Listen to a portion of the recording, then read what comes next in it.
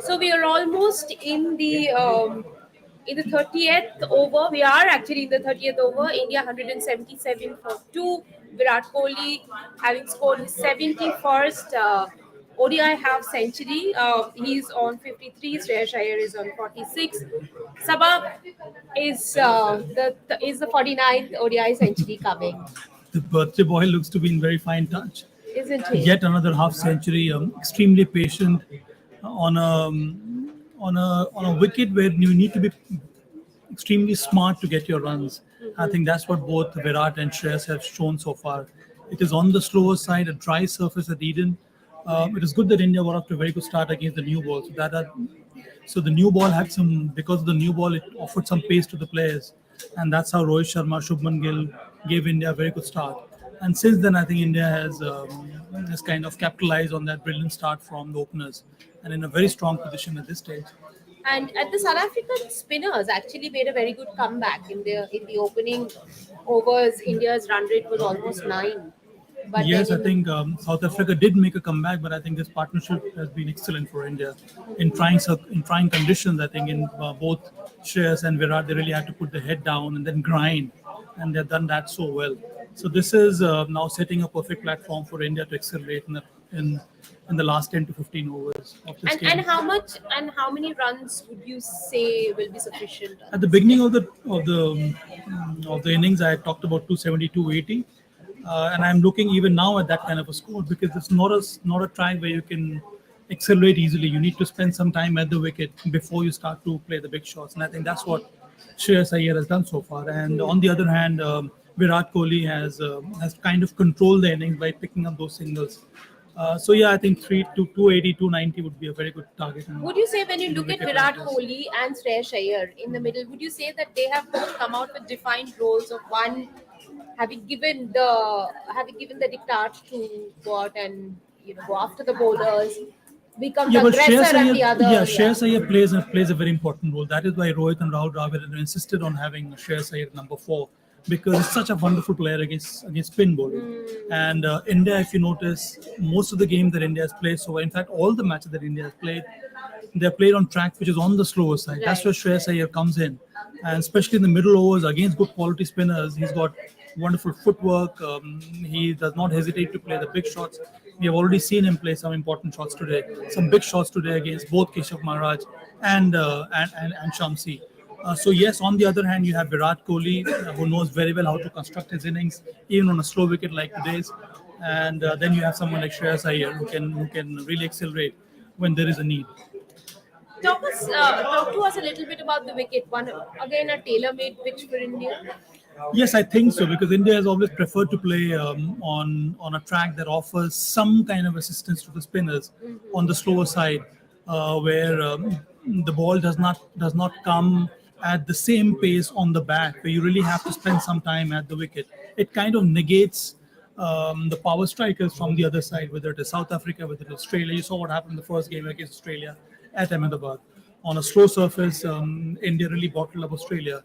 And I think I can see a similar thing happening today. So India is more comfortable on a track where you expect your batters to go in and spend some time at the wicket and then accelerate, and as well as a wicket that offers a little bit of turn to the spinners. Would you say that at the moment Ravindra Jadeja and Kuldeep Yadav will be licking their lips? Especially the way Keshav Maharaj has bowled today. I think Ravindra Jadeja and Kuldeep Yadav, man to man, if you compare him with Shams, he's a much better bowler. So yes, and on the other hand, in terms of experience, Ravindra Jadeja is miles ahead of Keshav Maharaj. Although Keshav Maharaj bowled very well today. Yeah. That was a dream ball when he got rid of Shubman Gill. Shubman, yeah. So on a track like this, I think both the left arm spinners are going to be very effective. Talking a little bit about this innings of Virat Kohli, of course, statistically, if he goes on to score that 100, will be important. But just talk to us a little bit about the quality of the knock that was on display. Well, when he came out to bat, India had got a very good start. But having said that, this is a sticky wicket. So a couple of shots at the beginning when he played, he really had to adjust to the bounce.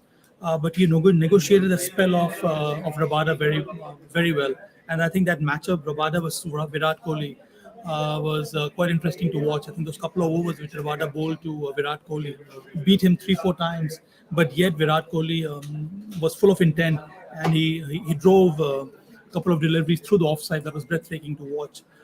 So yeah, it was a hard track for Virat Kohli, but really had to put his head down. And now he has got to a stage where he should carry on and get to his 49th 100 wicket. But I was quite surprised by Bavuma's strategy.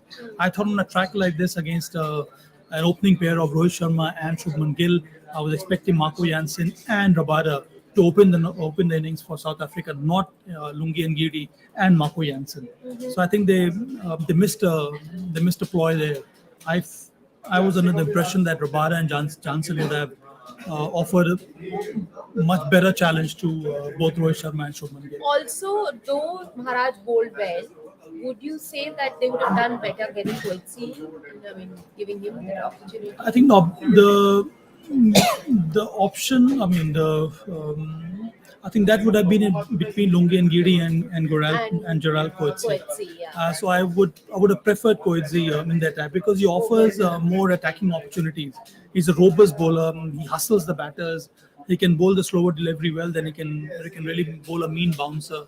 So yeah, on a track like this, which is not offering so much of pace and bounce, you need more craft in the middle over. And I thought their Coetzee would have been far more effective than Lungi and Giri. But two spinners on a track like this was a good choice by South Africa. It is a different story that both the players have batted well against Shamsi. And Keshav Maharaj, the way he came in, got that wicket of Gill pretty much in his first over, containing the Indians over in the flow. They have really put up a splendid performance, the South African spinners. Yeah, it is because of Keshav Maharaj that South Africa could claw back to some extent. He has bowled a decisive spell so far, was able to adjust to the pace of the surface and bowl slow in the air. Did manage to give a lot of revolution when he was releasing the ball, so managed to get some turn also from the slow surface.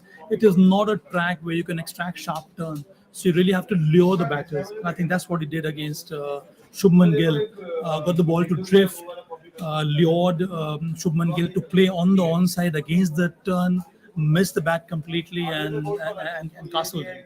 So that was a superb delivery from Keshav Maharaj. At times, he did manage to beat both Shreyas Iyer and Virat Kohli. And Virat Kohli, yes. Now, just talking about Virat Kohli's previous struggles against left arm spin, perhaps South Africa was also thinking on those lines by getting in Maharaj, that Virat has had a little bit of a tentativeness against left arm That spin. is why Virat was so cautious against Keshav Maharaj. He did not try anything different. He realized that India has got off to a very good start.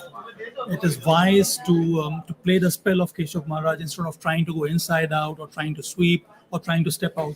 In any case, Virat is never comfortable stepping out to a left arm spinner, and he generally tries to play from the crease. But because this wicket was not offering any pace, so he relied more on playing with more passion, with more patience. And I think that's what Virat did. But I think that initial start that India got that offered Virat to play in this kind of a strategy, A couple of drives that he played was imperious. It looked in especially imperious against form. Rabada, Against Rabada, and I think even against Marco Marco Jansen. Jansen. But against Rabada, those two off drive, one cover drive plus that one on drive of Rabada was great to watch. And you're saying 270, 280 would be They a can good- always now they can go up. They can go in the excess of Accelerate, 300 yeah. because they have 8 wickets in hand, isn't they it? they have 8 wickets. So you have in KL hand. Rahul, you have Surya Kumar And, Yadav. yeah. If one of these batters can bat right till the 94 end, for 2. Yes, yes. yeah, it's And they are in the 32nd. 32nd over 18 overs, add another 110, 120. So India should be happy with that kind of a score. Well, we are looking ahead to how much India can score at the Eden Gardens. It's a packed Eden Gardens that's hoping for Virat Kohli's 49th ODI century and him getting past Sachin Tendulkar's record on a very special day, which is his 35th birthday. We will keep getting you more on this match, but for now, that's all.